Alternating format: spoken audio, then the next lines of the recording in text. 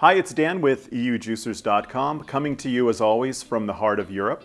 And in this video, I'm going to show you the new Vidia twin gear juicer. It's the VTG-001, and it's brand new here with us at EUjuicer. First, I want to talk a little bit about the Vidia brand, because a lot of people say, we don't know this brand, what is it? Vidia is a brand that focuses on a high quality at a value price.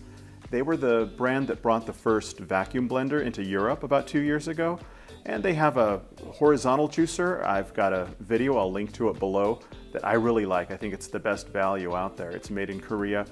And similar to that is this new twin gear, which is also made in Korea. In fact, it's made in the same factory as some of the big name juicers that are out there.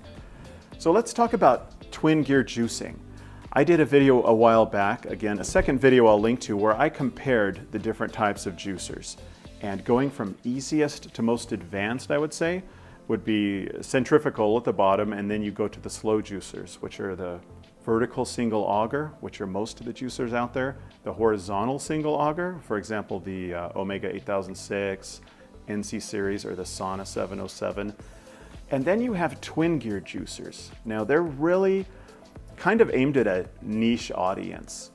It's kind of an advanced juicer because there's more work involved. They're more complex machines, maybe a little harder to clean, but on the other side, they tend to give the highest yield, and they do really well, generally speaking, on greens and wheatgrass, things like that, also hard root vegetables.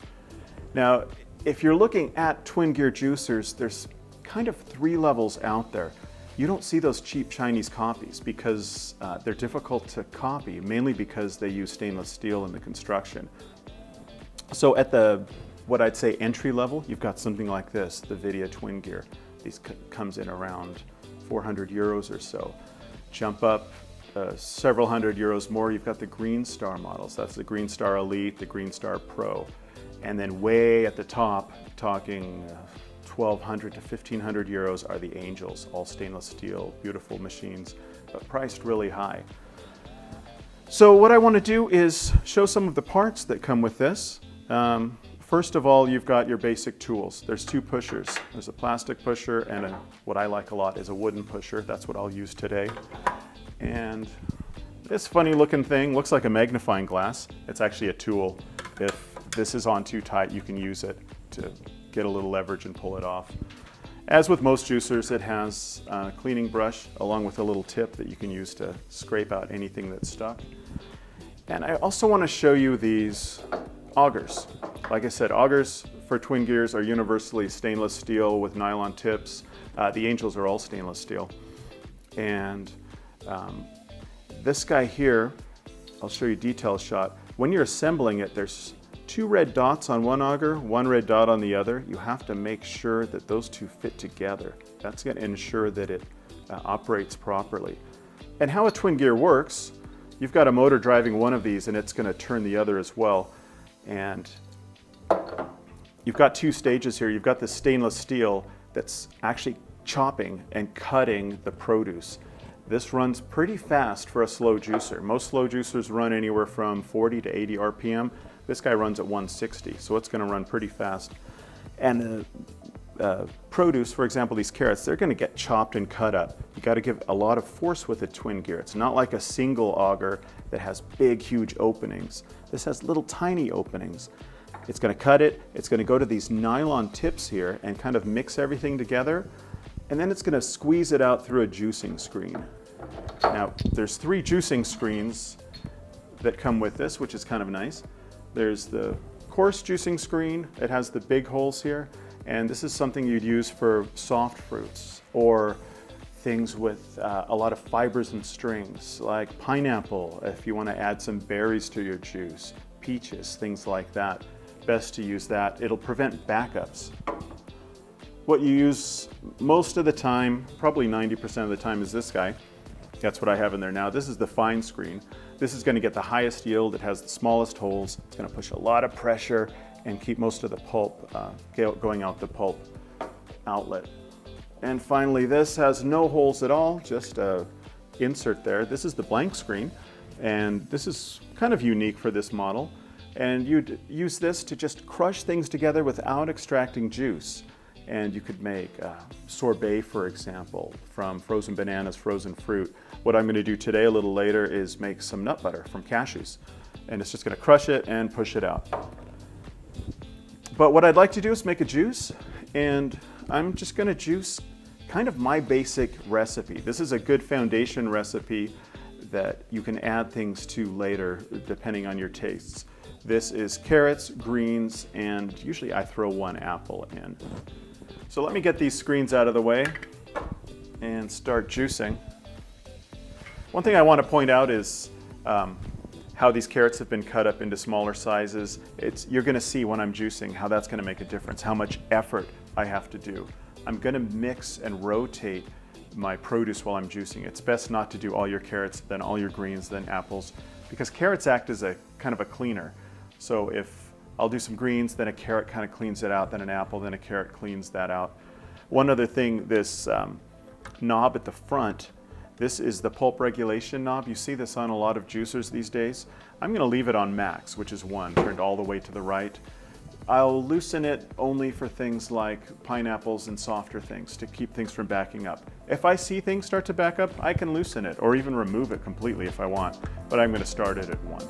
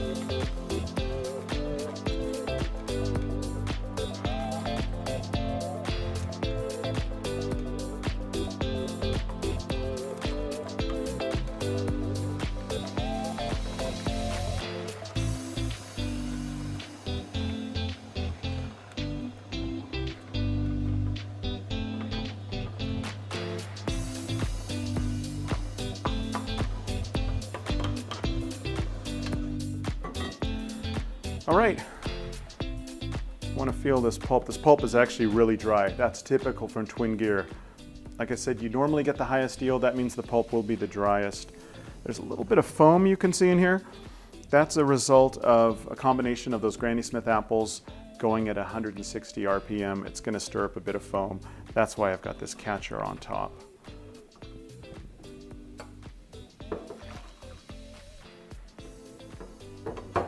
Yeah, you can see that's a really rich green juice there.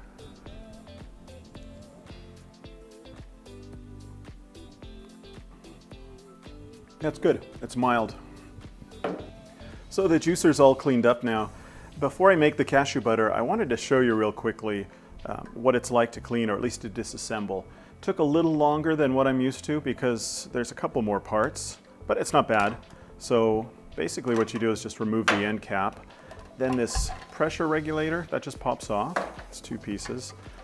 And then this slides out. I just washed this separately in a sink under running water. Actually, you can run everything under running water. And then the augers just slide out of the screen here.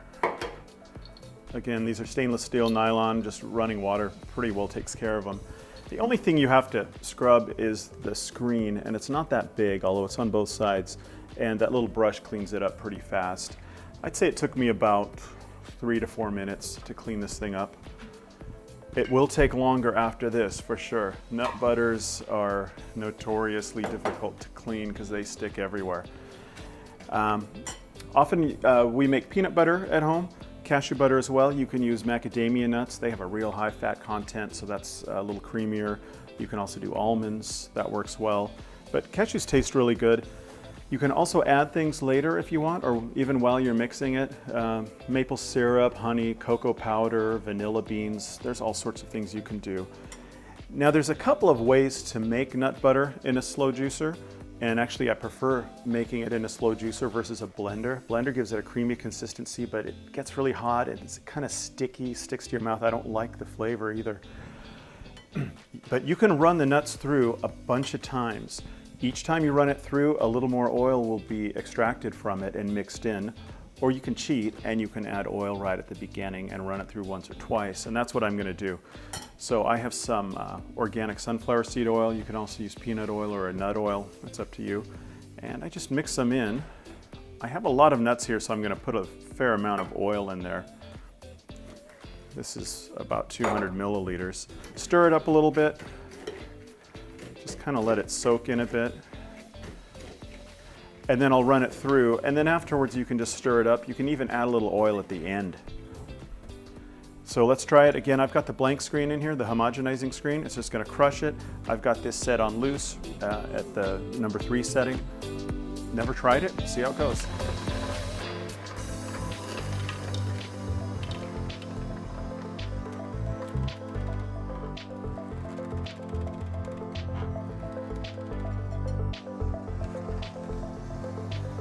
Yeah, you can see it's just starting to come out. It takes a lot more effort than in a single auger juicer, that's for sure.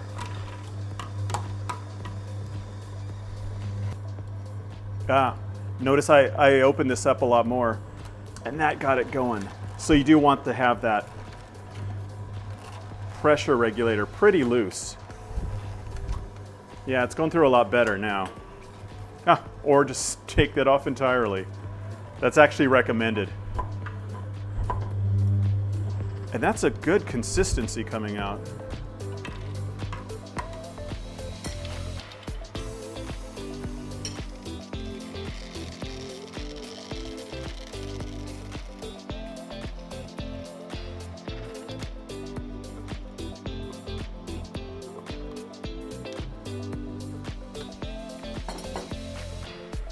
Well, that was fun. I definitely learned something here. The manual actually talks about this pressure regulating knob or little cap that goes in there, that for some looser things, to remove it entirely if you don't want things to back up. So obviously for nut butters, might as well remove it entirely. Because I noticed at the beginning, I thought, why isn't anything going through? And I had it set on 3, but actually unscrewed it a lot more. So let me take a look at this. Like I said, I could run it through again if I want a smoother consistency, but with this oil in there, this was about, I don't know, 500 grams of cashews maybe a bit more, and about 100 milliliters of oil. Yeah, this thing's really smooth. Cashew butter gets smooth anyway. If this was peanuts, I'd probably run it through a second time, but this is quite nice. Yeah, so that looks good. And that'll wrap up my look here at the Vidia twin gear juicer. What did I think of it? Like I said at the beginning, twin gears aren't for everyone. It's for a niche group. This is for someone who wants an advanced juicer, advanced technology, and really wants to get the most out of greens, wheatgrass, things like that. Also does well on root vegetables. If you're just getting into juicing, I'd recommend a good vertical like a Sauna 808, or a good horizontal if you want a little more multi-purpose function, like a Sauna 707. That'll do a lot of things just like this one will do. But if you're looking at twin gear juicers, this is a great place to start. It's priced a lot less than any other twin gear out there. It's made in South Korea. It's good quality. The cons to it, takes a little longer to clean. The feed opening is a little smaller than some other juicers. It's 1.5 inches wide versus 2 1/4. But otherwise, it's a fine juicer. So leave some comments below if you have any questions about this. I'll have links to the videos I mentioned previously. Until then, thanks for watching. I'll see you next time. I'm Dan with eujuicers.com.